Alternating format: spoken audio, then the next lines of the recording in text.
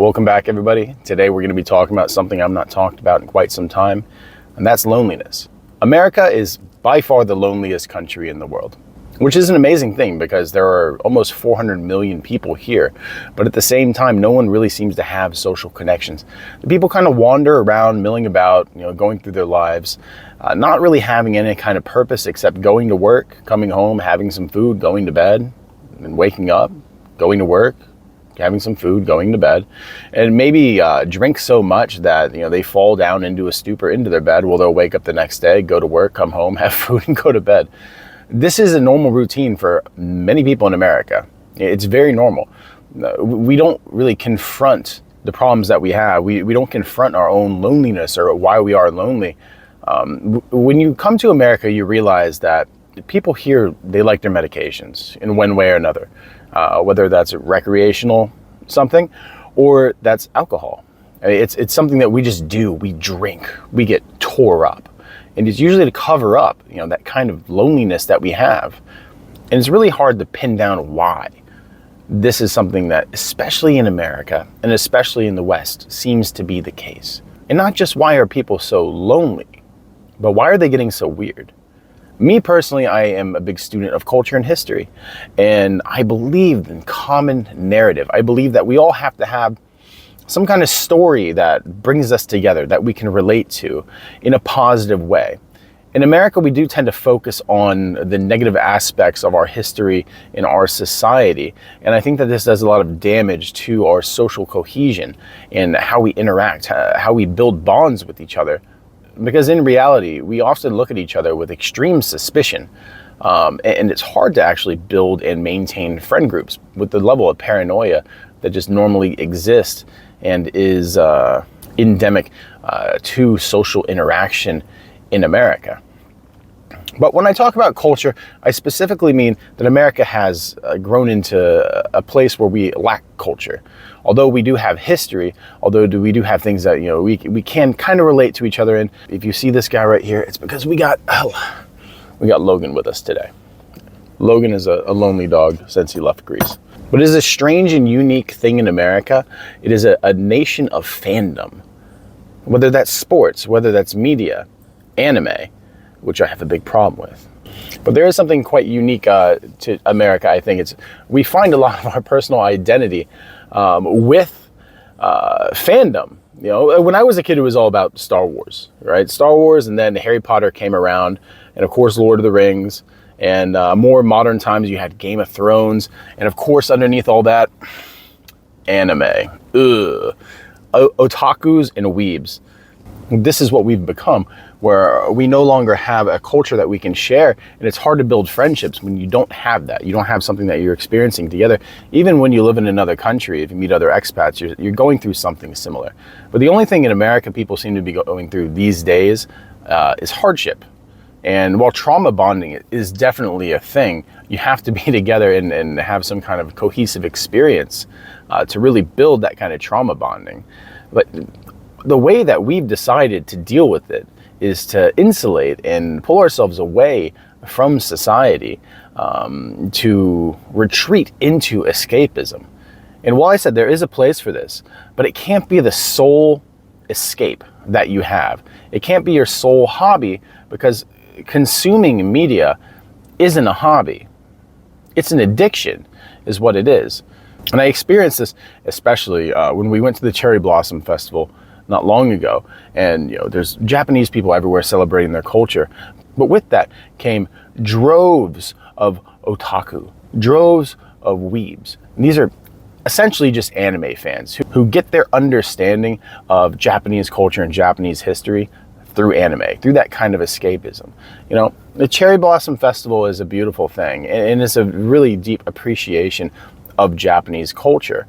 But at the same time, these people show up fox ears, dressed in cosplay, and that's all it is. When you're not grounded, when you're not anchored in any kind of culture or history, you find yourself floating into escapism and trying to make fantasy reality. But the fact is, it's just fantasy. And the more you dive into that, the more of a niche person you become, and the more options of friendship you don't have. So with that said, the only kind of cultural expression that we have in America really is escapism. But the key to escapism is that you are in fact escaping. You're escaping society, you're escaping friend groups, social situations, because you're gonna sit at home and watch Crunchyroll, if that's still around, or Netflix. And society makes it very easy to do so, because it's very hard for us to actually have friend groups now. It's very hard for us to actually have friends now, to go find friends. Because socialization as an adult in America usually just revolves around drinking, and not drinking a little bit, but drinking a lot. And you're not really showing your best selves. And friends that you meet at the bar are not necessarily friends in real life that you can count on.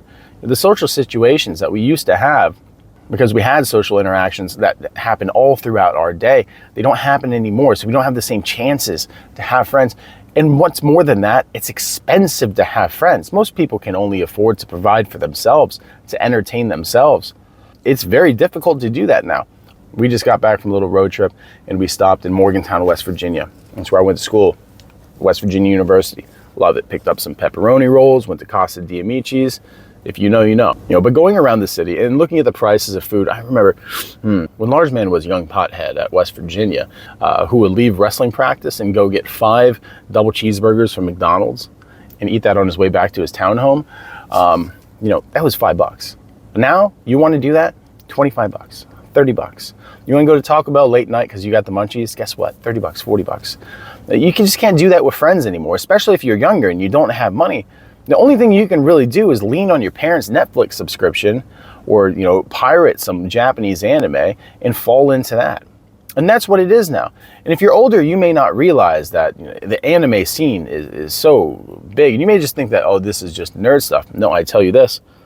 Look at the military. I promise you, anime fans everywhere. Now that's a little bit different because drinking culture in the military and you're around each other all the time. You'll build the best friends in the world. I still talk to my friends a decade later. I still talk to them. It's great. But yeah, it's creeped into everything because we don't have a culture. In the military, you have a culture. It's drilled into you. But outside of that, what do we have? Really? Sports? That's what represents us? Media? That's what represents us? Politics certainly represent us. But at the same time, a lot of people in the younger generations is leaning really hard into that escapism. There's no way for them outside of the internet, outside of some kind of convention, to actually go meet friends. And because we've become such a soft people, at the same time, we don't venture out to meet people. Because usually when you try to do that, you're also meeting soft, paranoid people who don't even know how to have social interactions. Americans have become weird. So yeah, we've become lonely because you don't want to have friends with weird, paranoid people. But at the same time, we fail to realize that we're probably, weird and paranoid as well, because that's just who we are as Americans. And beyond cost of living, beyond the weirdness of Americans, there's something very important that we don't have, that we've lost. And that's the family. This is where you learn how to be a good person. This is where you learn how to nurture and cherish social bonds. And if you don't have that, how can you have friends? Unless they're friends out of necessity, friends out of survival, you don't really know how to go out and make friends, really. All the scenarios, all the variables are there for America to just be a crushingly lonely place. And it is. Most people, once they have families, that's it. They close it off. Their families are their friends now. And there's something good about that in a way, but you have to have more than that. You have to know people. I mean, it's part of being in a community. And if you're like me, community is a very important thing. Most Americans wouldn't agree with that because we don't really understand what community is and what benefit it is. We just think it's people that we agree with politically on things, but it's much more. It's much more than that. It's something that speaks to our history, our humanity, and our spirituality. Without community, we suffer. Without community, we wither into like a kind of a husk of a human that's just completely devoid and empty of meaning and purpose. Community is everything. Family is everything. And the very basic level of community and family is friendship. And without that, it's just searing, crushing loneliness. And it's sad. And it's something that, a lot of people, especially a lot of young men in America, suffer with. But not just young men. of course. People of all ages now. America is an incredibly unfriendly place. And no, it's not the only country that's like that, but it hits hard here. It really does. And it's ignored on purpose because society likes that way. Society wants us to be isolated.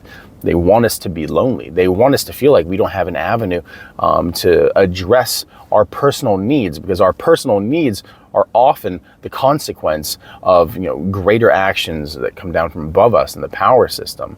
Things are as expensive as they are, not because of the individual choices of those around us, other than our voting, but it's because the decisions of our politicians, it's the decisions of our corporations, the decisions of our Fed to print money relentlessly. We have an education system that kind of trains us and pits us against each other, teaches us to be suspicious of everybody, to see the inherent flaws in people instead of the inherent good, to look at everyone as a bad actor instead of a good actor. We've gone from a high trust society where it's easy to interact with people and easy to trust people to a low trust society where you have to be on guard all the time. It's a real sad thing. It's a real emotionally and morally dangerous place for people to exist in. He sees squirrels. He loves it. He wants to go chase them. But is there a way out of it? I guess would be the next question. Do we have to be lonely? Do we have to be on medication? Do we have to escape into fantasy? Do we have to escape into theory and history? Can we make this real again? Can we be normal people? Can we have friends? More than just the friends that we had in high school. As we get older, can we still build these bonds? And are they important? And yes, of course, not only are they important, they're possible as you get older. There's a common belief that as you get older, you need less friends, and you need more friends as you get older. Because as your body gets weaker and things get more difficult with the responsibilities that you have, it's important to have friends, and the bigger your social circle, the more people you can lean on when you need to lean on people. So yes, when you're older, you still need friends. But is it possible? Of course it is. But it takes a bit of deprogramming. It takes a bit of faith in people, really. It takes cultivating a high trust circle around you. And that's the hardest part. Learning to trust people again. Learning not to be as paranoid. Learning to put yourself out there. Learning to trust that you are a good person worthy of friendship. This is a hard thing to do when you've been taught that, you're dangerous. People are dangerous. People shouldn't be trusted. The only person that you can trust in this world is you. Don't rely on anybody. This is a historically flawed way to look at the world. So just break through that and put yourself out there. Greet people with a smile. Try to be happier. It's a strange thing. Smile therapy is a bit of a placebo effect, but I believe is a true thing. I've done it myself, even when I'm sad and grumpy, which most of you would probably think I always am. When I go confront people, when I go to talk to people, I still wear a smile. If I'm talking to clients, I smile. Because that smile, in a way, it carries through your voice and disarms people. Always smile when you talk to somebody, because it changes the tone, right? It changes everything. It changes everything in that interaction. If I'm talking to somebody and I've just got this face, I've relaxed my jaw muscles, we're talking real matter of fact. It's not that there's hostility, but it shows that there's really nothing for me there, right? Be positive, address people positively, be a good person. It's not as hard as you think. And you're probably a good person, but show people that. Show people the quality of the character that you have by showing them that quality of character. They don't need to work for it, just present it to the world. And it's fairly easy to make friends. Now, affording friends, that's a whole nother thing. But, as long as you're living within your means and you plan ahead, it's usually kind of easy to actually still do stuff, even when you're older or when you're younger and broke. Much easier when you're younger, for sure. Or if you're super lonely, nothing wrong with getting a dog, right? Get a dog, go to the dog park, get a cute dog that women like. You can probably get your girlfriend pretty easily, The same thing, if you're a woman and you're lonely, get a dog. Guys love dogs. Get a big dog. Guys love big dogs. They'll come up to you. And they're great. Or cats. Cats are... Get a dog. But anyway, I know it's complicated, and as you can see, I have to go now because we have baby shower stuff to deal with. So again, this is coming out on Easter. Happy Easter, everybody. You know, go to church or don't. Go do some Easter eggs or don't. Live your life. Be happy. Get out there. Make some friends. Don't be lonely, because it is a choice. Truly, it is a choice. And you make that decision. Have a good one.